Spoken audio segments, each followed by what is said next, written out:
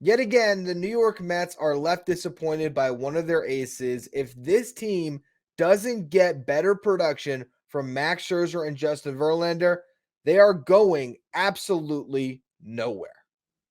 You are Locked On Mets, your daily New York Mets podcast. Part of the Locked On Podcast Network, your team every day.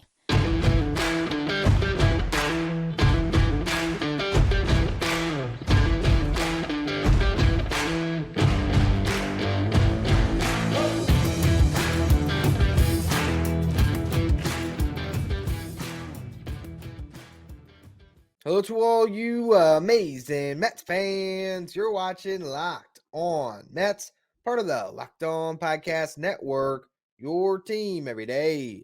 I'm your host, Ryan Finkelstein. If you want to find any of my work, follow me on Twitter at FinkelsteinRyan. You can also find some of my writing at justbaseball.com, where I work as the managing editor. Download the Game Time app, create an account, and use code LOCKEDONMLB for $20 off your first purchase. Last minute tickets, lowest price, guaranteed. What an awful game on Tuesday night. Mets versus Yankees. This team was up 5-1. They were up 5-1.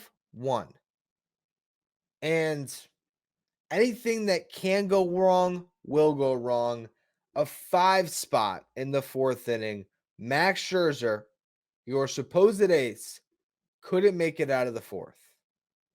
And as much as there's bad play across the board, Brandon Nimmo not catching a fly ball, Francisco Lindor striking out with the bases loaded and 1 out on a pitch that didn't seem too hard to hit, and he couldn't even get contact on it to get the tying run across late. Yes, there's a lot of people to blame. Starling Marte striking out right after Francisco Lindor in this one. But as we'll talk about throughout the show today, it comes down to those high-paid aces. Father Time is undefeated. And currently, it certainly appears like Father Time is doing a number on the Mets' top 2 pitchers. And until that gets figured out, there's no hope whatsoever for this Mets team. You can't, at the deadline, replace the 2 guys that are getting paid $43.3 million this season. You just can't. You can do nothing. Absolutely nothing. And so you look at this game and how it plays out, and yes, again, other people to blame, but are you really pinning it on a lineup that actually, all things considered, performed pretty well in this game? Okay, with runners in scoring position, they were 3 for 15. Yes. Was there more meat on the bone? Absolutely. But first inning, you're immediately in a 1-0 hole. Giancarlo Stanton hits a home run. Brandon Nimmo answers. Leadoff homer in the bottom half of the first. So game tied. Alvarez, Lindor get walks. You had McNeil and Marte both line out. So you have 2 on, 2 out. Brett Beatty, 2-out hit. All right. That's good baseball. Good team play. You have a lead. Scherzer actually had a good second inning. After Guillorme flew out to lead things off in the second, Mark Canha doubled.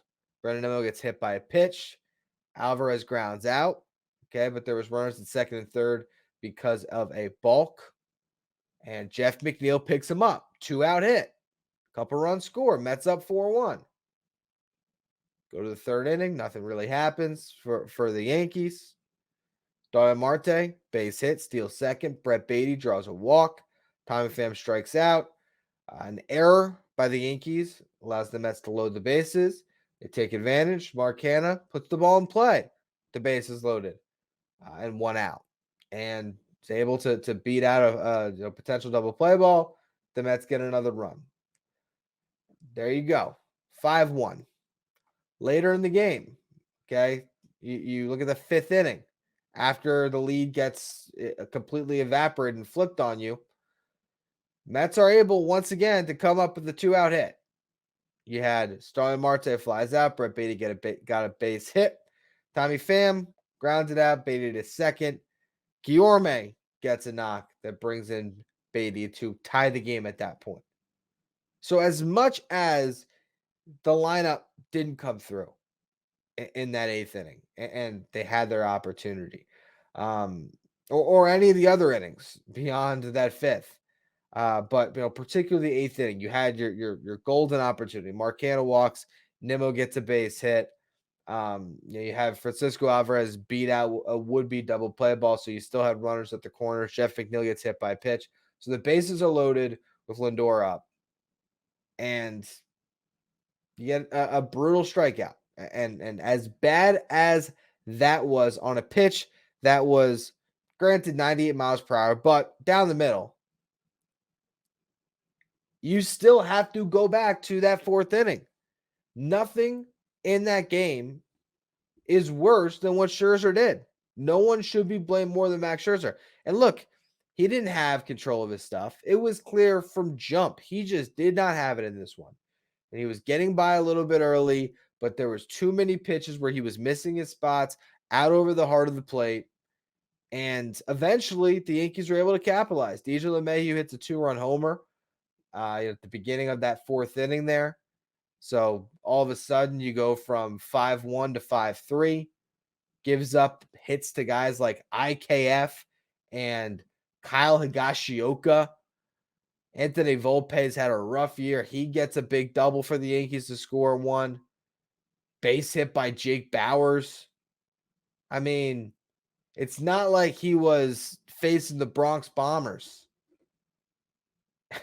And Dominic Leone comes on and strikes out Stanton and gets Gleiber out.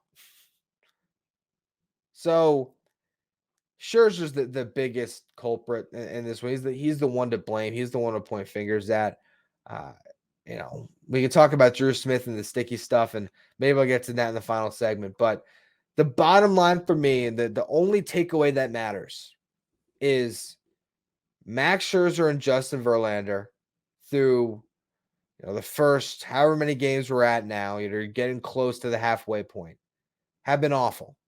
And if they continue to pitch like this, there is a next to 0% chance that you're making the playoffs. And the only thing that turns it around is them. That's it. But how can you have hope when you had Scherzer finally seem to pull himself out of it recently, and then he falls right back off a cliff? Hand the ball off to Verlander now. Let's see how that goes. Maybe he brings a little bit of optimism back into this season on Wednesday, but I'm not counting on it. I want to discuss that at a little bit more length in just a minute. Before we do, though, today's episode is brought to you by Game Time. If you've ever been in a situation where you want to go to the game, but you're stressing out trying to find tickets and you're looking for that lowest price, Game Time is the app for you. It's fast and easy. You can buy tickets for all the sports, music, comedy, and theater near you with killer deals on last-minute tickets and their best price guarantees, so you can stop stressing over the tickets and start getting hyped for all the fun you're going to have at the game. The Game Time guarantee means you'll get the best price if you find tickets in the same section and row for less. Game Time will credit you 110% of the difference. It's the fastest growing ticketing app in the country for a reason. Get images of your seat before you buy so you know exactly what to expect when you arrive. Buy tickets in a matter of seconds, 2 taps, you're all set. Tickets are sent directly to your phone, so you never have to dig through your email. Snag the tickets without the stress with Game Time. Download the Game Time app, create an account, use the code LOCKEDONMLB for $20 off your first purchase. Terms apply. Again, create an account, redeem the code LOCKEDONMLB for $20 off. Download Game Time today. Last minute tickets, lowest price, guaranteed. The New York Mets play the New York Yankees again, 7:10 Eastern Time on Wednesday night. If you want to catch every pitch in the Mets' hometown broadcast, you can do so with SiriusXM on the SXM app. Just search Mets. Now you look at the season on June 14th now, and where things stand. Once again, Scherzer's got an ERA over 4, and he joins Justin Verlander, who has a 4.85 ERA as well. So these are two guys who have been unmitigated disasters this year. And look, with Scherzer, I gave him the benefit of the doubt for a while, and I still believe, as crazy as it is to say, that he's got to be better, and he eventually will be better. I don't think that he has completely lost it, because he found it at one point this season, not too long ago. Okay, remember, first start of the year, 6 innings pitched, 3 earned. Okay, gave up some runs late. He looked pretty solid. Second start, gets knocked around by the Brewers. Third start, good against the Padres, 1 hit, 3 walks, 6 strikeouts, no runs. Looking good against the Dodgers, sticky stuff. Suspension. Comes back against Detroit, gives up 6 runs, doesn't make it out of the 4th. He then had a start against the Nationals, 5 innings, 1 run allowed. Goes against the Guardians, 6 innings, no runs allowed. Goes against the Rockies, 7 innings, 1 run allowed. Against the Phillies, 7 innings, 1 run allowed. And then it's the Braves and the Yankees. And it's a disaster. 5 earned runs. Doesn't quite make it out of the 6th against the Braves. And this one, 6 earned. Doesn't make it out of the 4th. You didn't see these starts last year with Max Scherzer. He just didn't have them. You go through last season, giving up 4 runs. I count 1 where he went 6 innings still against the Phillies May 1st. And then you had to keep scrolling. You had last year was the same 2 teams. It was Braves Yankees, 4 runs apiece, 6 1/3 in the first one against the Braves, 6 2/3 against the Yankees. So those are still pretty decent starts. And then nothing. Braves got him again. So is this a guy that can only carve against bad teams? Is that where he's at? I mean, look, there's some good starts against some good teams last year. That's an issue, especially when you think about pitching in October. And the Mets have staked their franchise to these 2 guys at an exorbitant contracts. Last year, Justin Verlander pitched to a 1.75 ERA. It's unbelievable. The Mets signing him, okay, is not crazy.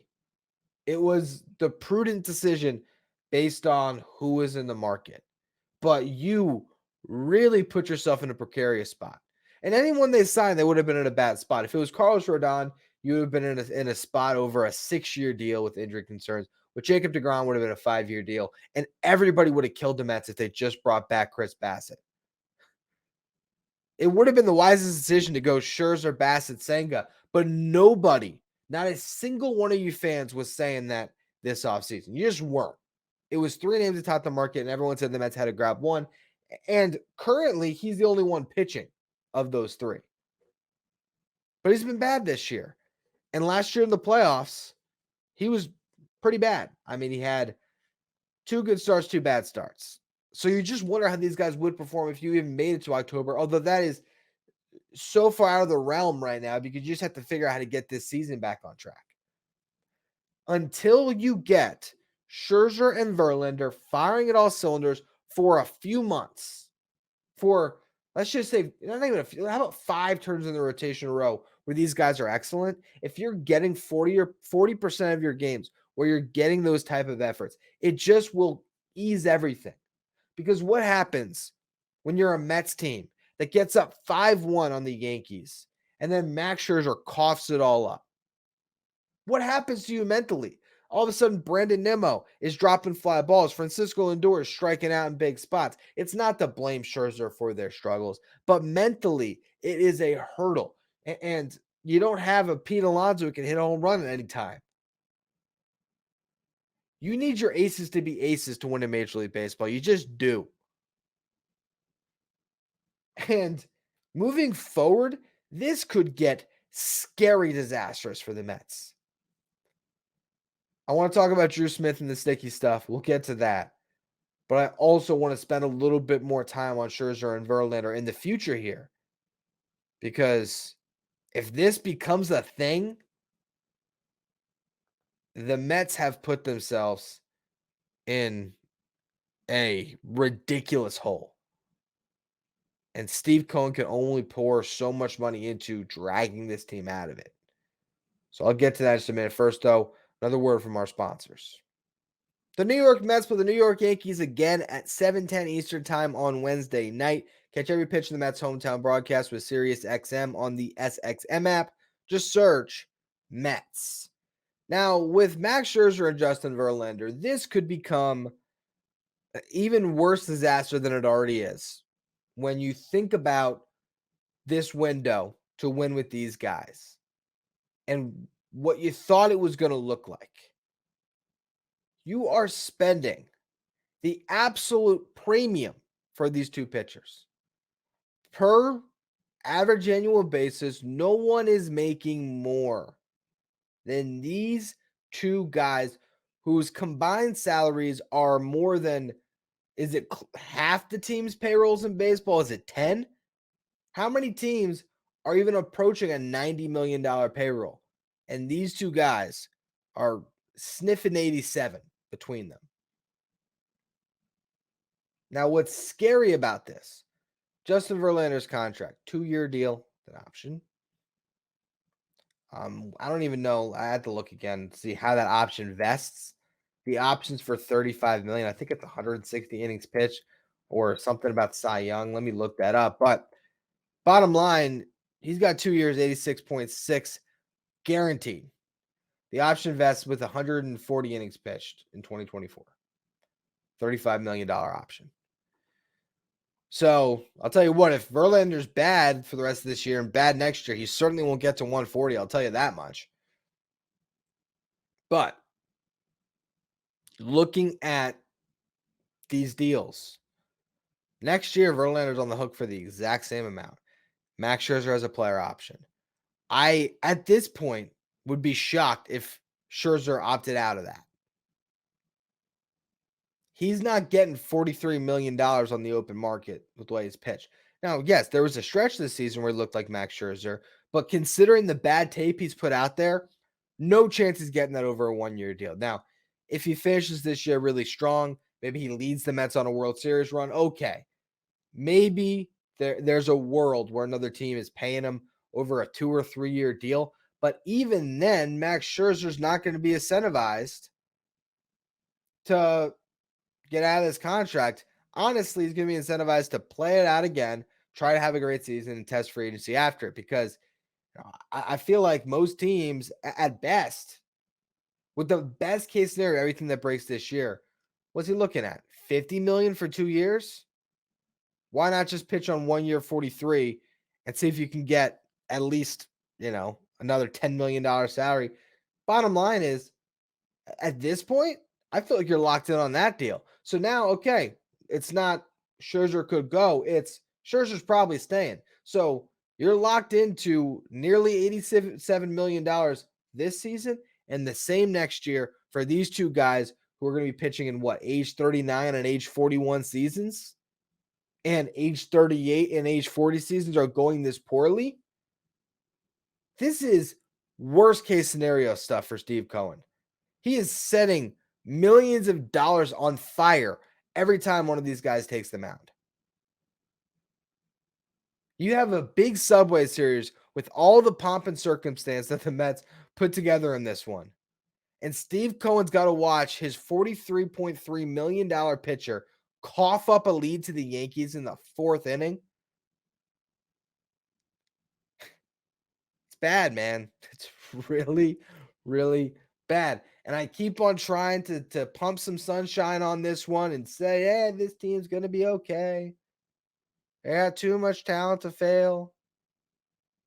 Do they? Certainly hasn't looked like it lately. But beautiful thing about baseball is there's always tomorrow. Maybe Justin Verlander surprises us all, goes up against the Yankees, puts up a bunch of zeros, and makes you feel better for a night. Then you have an off day and you move on and you try to get a little bit closer each day. There's still some fun left in this season. I'm sure of it.